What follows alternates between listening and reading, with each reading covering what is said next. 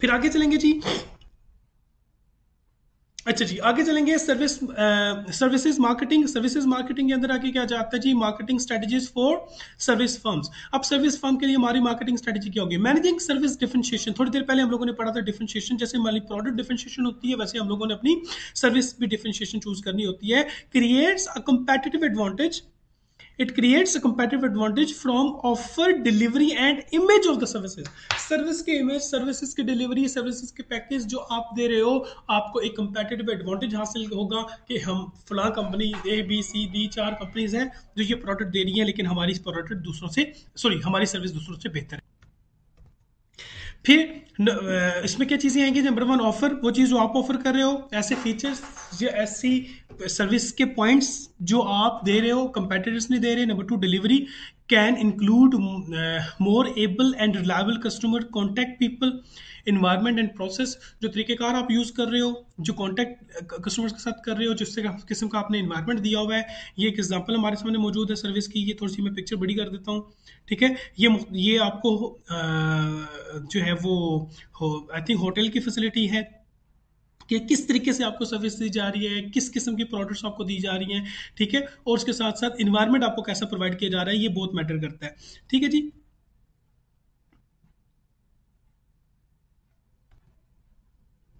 अच्छा, आगे चलेंगे। Delivery can include more able and reliable customer contact people, environment हो गया। नंबर आएगा इमेज। इमेज से बात यह है कि हम लोग सिंबल क्या रख रहे हैं, हम लोग इमेज क्या दे रहे हैं, हम लोग जो है वो लोगों के सामने, ठीक है, अपनी ब्रांडिंग क्या रख रहे हैं कि हमारी क्वालिटी क्या होगी, हम कौन से लेवल की क्वालिटी या सर्विस हम अपने कस्टमर्स को ऑफर कर रहे हैं, ये चीज़ बड़ी मैटर कर रही होती है। फिर आगे चलेंगे जी।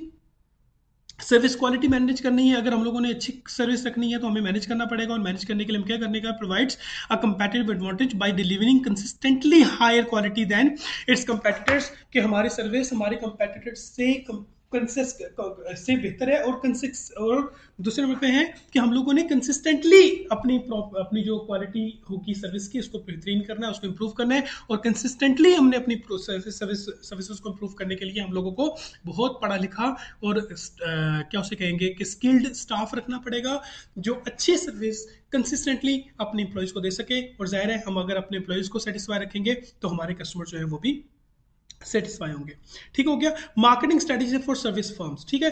अब वो फर्म्स जो सर्विसेज प्रोवाइड करने वाली हैं, जो प्रोडक्ट्स प्रोवाइड नहीं करती होती, उनके लिए मार्केटिंग स्ट्रेटेजीज क्या होंगी, ठीक है जी।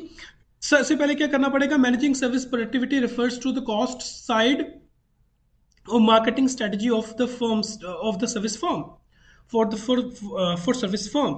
Managing service productivity refers to the cost side of marketing strategies for the service firms. हम लोगों ने अभी ये देखना है कि सर्विस फर्म की कॉस्ट जो होगी वो मार्केटिंग के एफर्ट्स की वो क्या लगेगी। मिसाल के तौर पे सबसे पहले हम लोगों ने करना ये है कि हम लोगों ने एम्प्लॉई जो है वो recruiting, hiring and training strategies, इसके ऊपर हमें अच्छा खासा कॉस्ट लगती है, हमारे अच्छे से खासे अखराजात आते हैं। उसके बाद आ जाएगी हमारी ये service quantity and quality strategies. फिर हमने ये देखना है कि कौन सा लेवल ऑफ क्वालिटी हमने प्रोवाइड करना है, उसके ऊपर हमारा अखराजात आएंगे। क्वांटिटी कितनी होगी उसकी हम लोगों को फिर जो है वो अखराजात आएंगे। तो हम लोगों ने ये देखना होगा हमारे टोटल एक्सपेंसेस कितने होंगे, और जब हमारे एक्सपेंसेस जब आ जाएंगे तो एक्सपेंसेस के बाद फिर हम लोग डिसाइड कर सकेंगे कि कौन सा लेवल हम लोगों ने चूज करना है अपने लोगों के लिए। फिर आगे चलेंगे बच्चों। ब्रांडिंग स्ट्रेटजी और बिल्ड स्ट्रॉन्ग ब्रांड्स।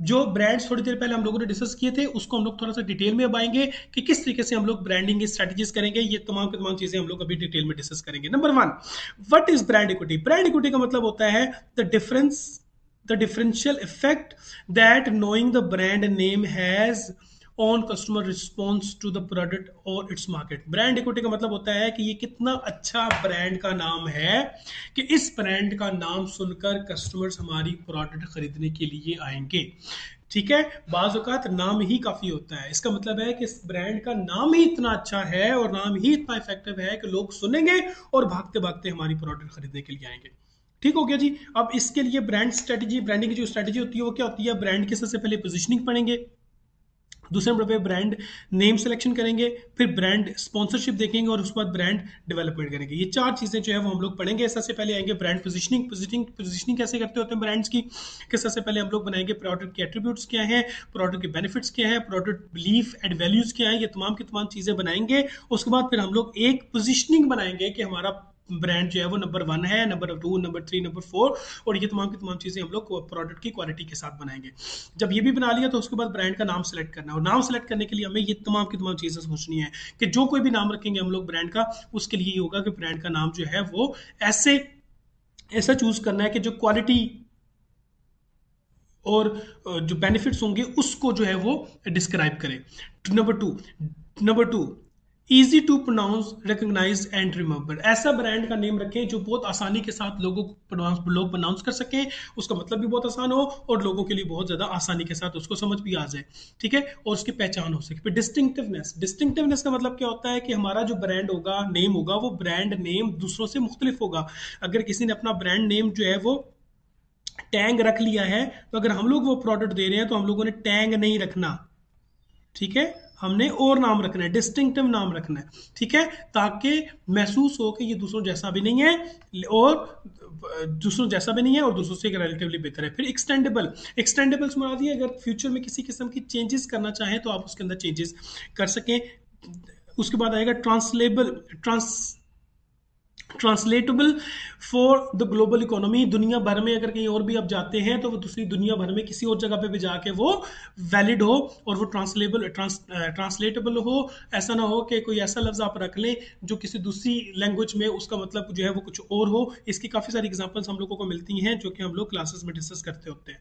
फिर capable of registration and legal protection. फिर हम लोगों ने ये भी देखना होता है कि जो नाम आपने रखना है वो नाम किसी और ने ना रखा हो। फिर आप ऐसा नाम रखें जो रजिस्टर करवा सके। जब आपने ब्रांड को रजिस्टर करवा लिया नाम, तो ये नाम दूसरा बंदा नहीं रख सकेगा। तो इसका मतलब है अगर किसी और ने कोई नाम रखा हुआ है तो ज़्यादा आप भी नहीं रख सकेंगे। तो इसलिए आपने जब नाम रखना होता है तो ऐसा नाम रखेंगे जो रजिस्टर भी किया जा सके और लीगली प्रोटेक्ट किया जा सके, ठीक है जी।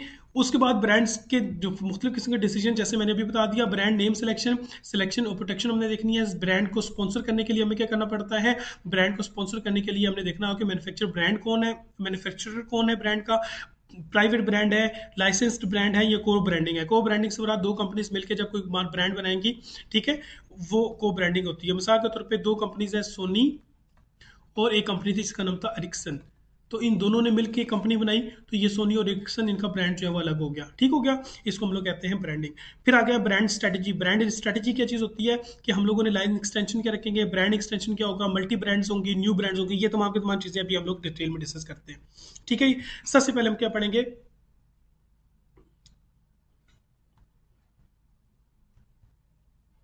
ब्रांड की स्ट्रेटजी यहाँ पे होती है line extension, multi brands, brand extension या न्यू ब्रांड्स। इस तरफ बेटा जो वर्टिकल एक्सिस है इसके अंदर आता है ब्रांड नेम और यहाँ पे आती है प्रोडक्ट कैटेगरी, ठीक है। एग्जिस्टिंग ब्रांड नेम जो ऑलरेडी हमारे पास मौजूद है, अगर उसी एग्जिस्टिंग ब्रांड नेम को एग्जिस्टिंग प्रोडक्ट कैटेगरी के अंदर हम लोग ऐड करते हैं तो ये लाइन एक्सटेंशन कहलाती है। लाइन के अंदर आपने सेम ब्रांड के अंदर एग्जिस्टिंग प्रोडक्ट डाल दी, ठीक हो गया। लेकिन एग्जिस्टिंग ब्रांड नेम के साथ आपने क्या किया, कोई नई प्रोडक्ट ऐड कर ली, तो ये ब्रांड एक्सटेंशन कहलाएगी। ब्रांड एक्सटेंशन से मुराद ये है कि ब्रांड नाम वही है लेकिन उसके अंदर प्रोडक्ट ऐड हो गई है, ठीक है। जैसे टोयोटा कोरोला का मॉडल पुराना और टोयोटा कोरोला का नया मॉडल, ठीक हो गया, या 1300 सीसी और 1600 सीसी। फिर ब्रांड नेम, नया ब्रांड नेम नाम रखा आपने और नई प्रोडक्ट ले आए, इसका मतलब है मल्टी ब्रांड्स। मल्टी ब्रांड से मुराद ये है कि आपने ब्रांड का नाम भी चेंज कर दिया और उसके साथ साथ आपने क्या किया, आपने प्रोडक्ट भी नहीं ले आए। नंबर 2, आपने ब्रांड का नेम तो नया रखा लेकिन,